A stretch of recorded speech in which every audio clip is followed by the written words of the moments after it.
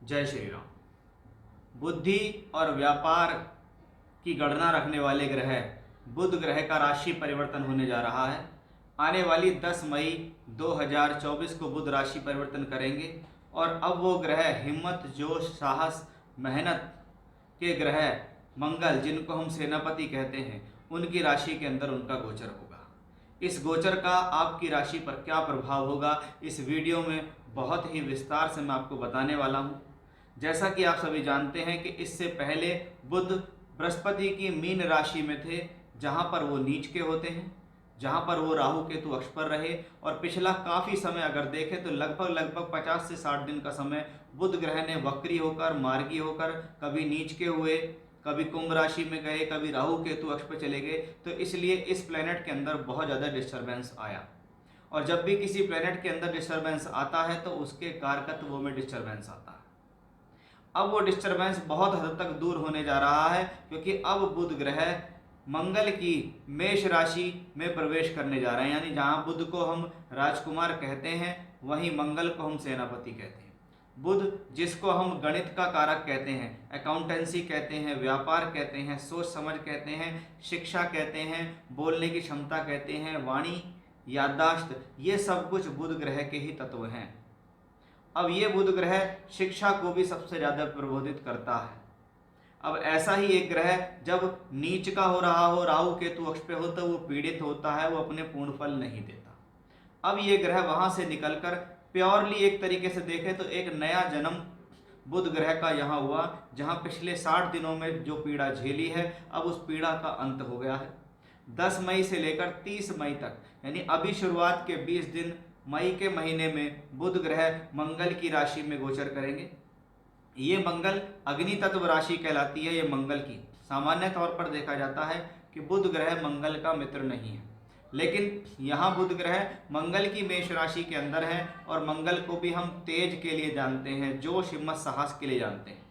दोनों ही ग्रह युवा हैं। इसका मतलब कहीं ना कहीं ये बुध ग्रह मंगल की राशि में जाकर आपकी चपलता, आपकी चतुराई को बढ़ाएगा, आपकी याददाश्त को अच्छा करेगा, आपकी बोलने की क्षमता को अच्छा करेगा, सोचने समझने की शक्ति को बढ़ाने में सक्षम होगा ये बुध ग्रह जब ये मंगल की राशि के अंदर गोचर करेगा।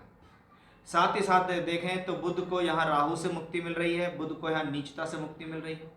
अब वो सभी लोग जिनको बुध से संबंधित दशाएं हैं या मंगल की राशि में बुध जा रहे हैं, तो मंगल से संबंधित दशाएं किसी भी तरीके से चल रही हैं, तो आपके ऊपर इसका प्रभाव अन्य राशियों के मुकाबले ज़्यादा होगा। बुध ग्रह इस दौरान 3 नक्षत्रों में गोचर करेंगे, अश्वनी, भरणी और कृतिका, जो कि क्रमशः केतु, शुक्र और सूर्य के नक्षत्र हैं। तो बुध ग्रह का यहाँ केतु के नक्षत्र में, शुक्र के और सूर्य के नक्षत्र में जाना भी किसी न किसी प्रकार से एक अच्छा ही फल देता है, क्योंकि यहाँ केतु और शुक्र दोनों अगर देखा जाए तो बुध ग्रह के मित्र भी होते हैं।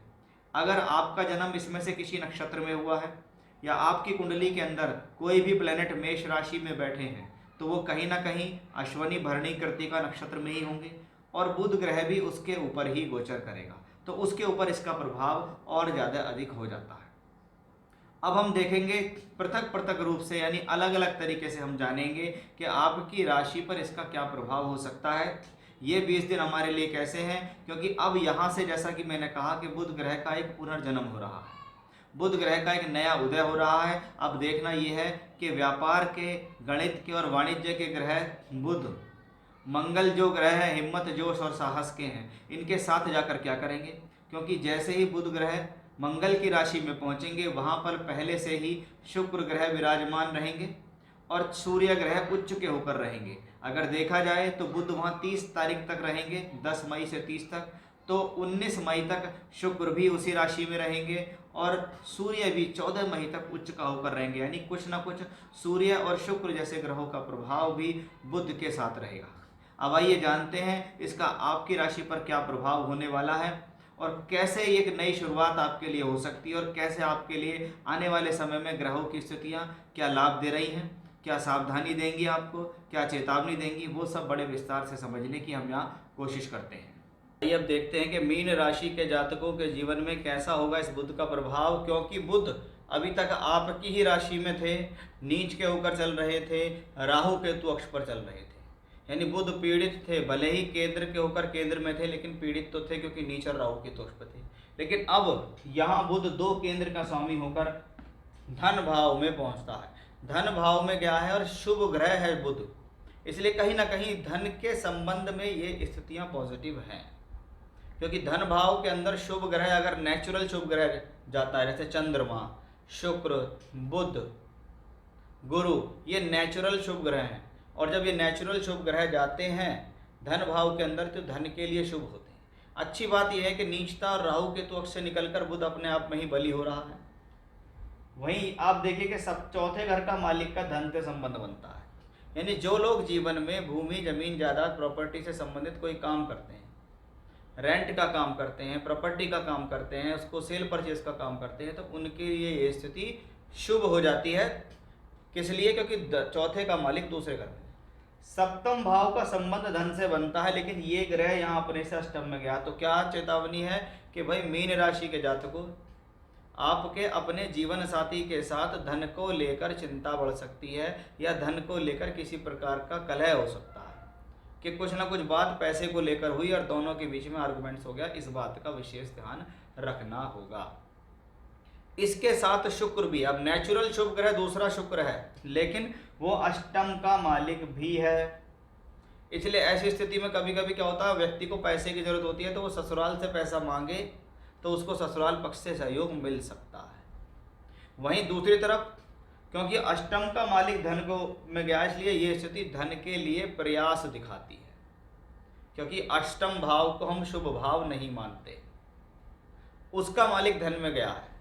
वहीं दूसरी तरफ देखें तो छठे घर का मालिक भी यही है, सूर्य, यानी दूसरे भाव के ऊपर बुध ग्रह चाहता है कि मैं आपको धन दे दूं, लेकिन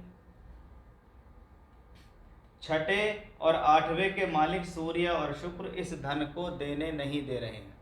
यानी सबसे पहले 14 मई को सूर्य निकलेंगे, 19 मई को शुक्र निकलेंगे। जब दोनों ग्रह यहाँ से निकलकर यहाँ आएंगे तो कहीं ना कहीं बुध के फल बढ़ते दिखाई देंगे। यानी पहला आराम 15 मई को, दूसरा आराम 19 मई को, और उसके बाद जैसे जैसे ग्रहों की स्थिति आगे चलेंगी बुध ग्रह सकारात्मक दृष्टिकोण से आपको फल देना शुरू कर देंगे, क्योंकि ग्रह जहाँ का स्वामित्व होता है वो रिजल्ट अधिकतर वहीं के देता है। धन भाव में है तो धन से संबंधित घटनाएं घटेंगी, यानी शुरुआत कुछ टफ होगी, अंत आपका भला होगा, अंत आपका बेहतरीन होगा। जैसे जैसे समय आगे चलेगा बुध की स्थिति बढ़ेगी, सूर्य शुक्र उससे दूर हो जाएंगे तो आपके लिए सकारात्मकता हो जाएगी। चौथे घर के रिजल्ट बता दिए हैं, सप्तम के रिजल्ट आपको मैंने बता दिए हैं, तो वही चीज़ें बुध से हमें यहाँ मिलती दिखाई दे रही हैं। तो कुल मिलाकर देखें तो मीन राशि के जातकों के लिए मैं इसको एक औसत दर्जे का गोचर कहूँगा। ना ये बहुत अच्छी स्थिति में है, ना ये बहुत खराब स्थितियों में है। हाँ, पहले सूर्य यहाँ से निकलेंगे तो 14 तारीख से आराम आना शुरू हो जाएगा, फिर 19 तारीख से फिर और आपके लिए और बेहतरी हो जाएगी, फिर बुध अकेला होगा, बिना किसी दुष्प्रभाव के होगा, तो कुछ ना कुछ स्थिति आपके लिए सकारात्मक होंगी ही होंगी। तो ये था मीन राशि के जातकों के लिए, जब बुध नीच और राहु के से मुक्त होकर धन भाव में गोचर करेंगे तो क्या फल देंगे। जय श्री राम।